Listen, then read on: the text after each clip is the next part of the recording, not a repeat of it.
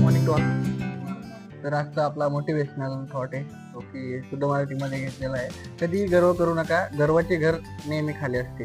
Simple आणि साधा, जे की सतत दैनंदिन जीवनामध्ये व्यक्तिगत आपण प्रत्येक जण बोलत असतो.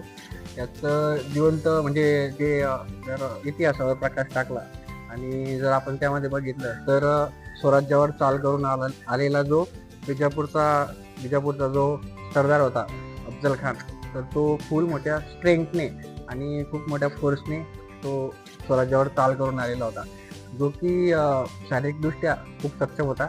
7 ते 8 फुटाचा जी हाईट होती.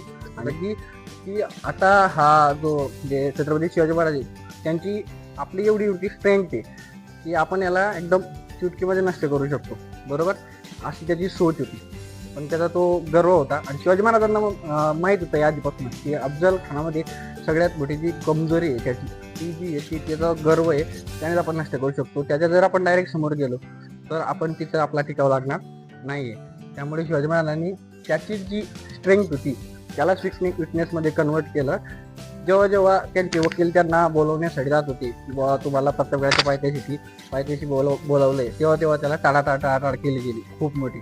त्याच्यामध्ये त्याचा आहे ना इगो वाढत गेला की आपण इथंच जिंकलोय की आपल्याला भेटा येत नाही. म्हणजे याचा अर्थ शिवाजी महाराज तिथं खूप डगमगले, हरलेले. आणि दुसरं एक, शिवाजी महाराजांनी त्याला एक भेट दिली होती, सुवर्ण मुद्रा आणि हे सगळे दिली होती.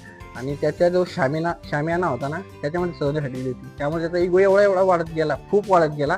त्या इगोमध्ये काय असते माहिती का, आपलं जी स्किल असते, ते कधी जर गोष्टीत आपल्याला इगो झाला ना तर आपलं जी स्किल असते ना ते ढासळत चालतं आणि ते आपली विकनेस बनतं. शिवाजी महाराजांनी तेच केलं. जेव्हा तो फुल इगोइस्टिक झालेला होता तेव्हाच प्रतापगडाच्या पायथ्याशी आले आणि तो पुढचा प्रकार घडला, त्याने वार केला आणि तो प्रकार घडला. सांगण्याचं तात्पर्य हे, कधी गर्व करून गर्वाची घर नेहमी खाली असते, किंमत नसते.